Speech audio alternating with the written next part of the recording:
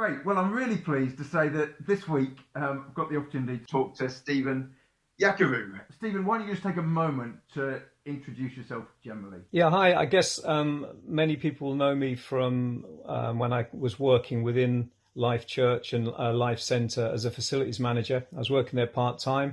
Others will know me because I've been involved in their mortgages and protection work. So I've been at the church now since 2010. So I guess I'm a face that people will have got to know.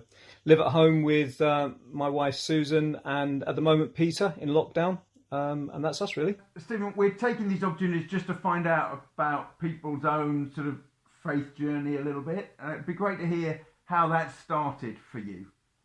I started walking myself to church at 9, despite my family not really being followers. They claimed to be believers, but didn't like to go to church or read the Bible. So I was baptised Greek Orthodox, confusingly then confirmed in the Church of England, sang in the choir, had my own surplice and cassock and served at the altar. And so, I think that if you look back, people would have thought it was from a church family, but it really wasn't.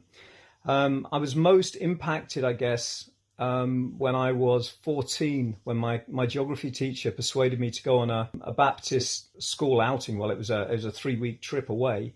And I couldn't really understand the relationship that the adults and the kids there had with Jesus. And I was impacted by that and just wanted to start to follow this Jesus that they understood and get to know him better.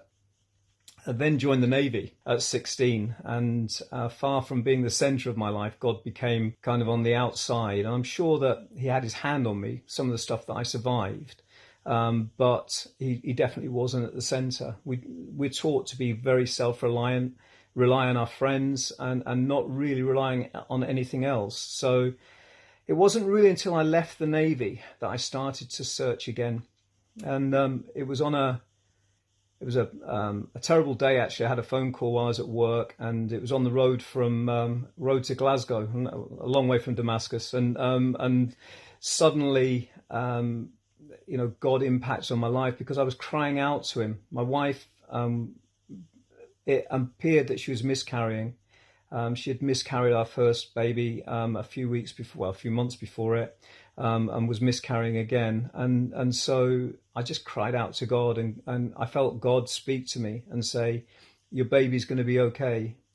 And I hadn't been to church for a long time. I hadn't really explored my relationship with God, for many years.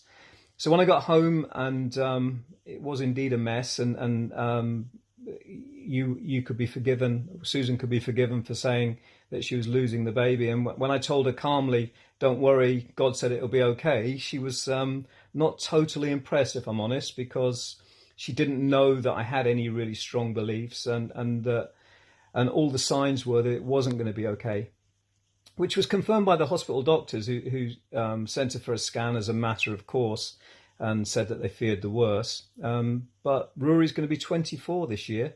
So God brought him through it, and God kept his word. And so I'd made a promise to God that day. I've had a rocky path, as I'm sure most followers have, but I've tried to get to know him better day by day and to keep the promises that I made, because he kept a big promise to me.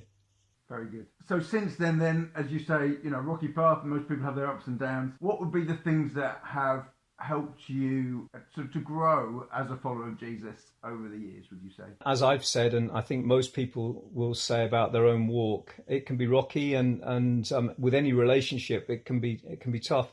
But I guess, I'm close to 30 years married now, and so we look at those relationships and wonder what carries us through. And I guess I'm really excited every day when I wake up to be in a relationship with a creator God. And, that might sound very churchy, but I genuinely wake up every day delighted by the idea that God has got my back and is going to help me through. And all the years that I thought that I could do it on my own, all the years that I thought I could conquer the demons on my own, I've come to realize that actually it is Jesus that carries me through. So knowing that I'm following my creator God doesn't make it really difficult for me to want to delve into his life and to our life together, and to find out more and more about him. So we sing the song at the moment about Waymaker, Promise Keeper, Miracle Worker. All of those things have been true for me. He's been my light in my darkness, and all of those things have been true. Not really knowing him while I was in the Navy, but he certainly had my back, and he kept me going without me realizing it. So now I want to know about it more, and I want to explore it more. Well, it's just a great testimony, Stephen. Really appreciate you taking the opportunity just to share something of what he means to you, and really appreciate you taking the time to talk to us this morning. Thank you. Thank you.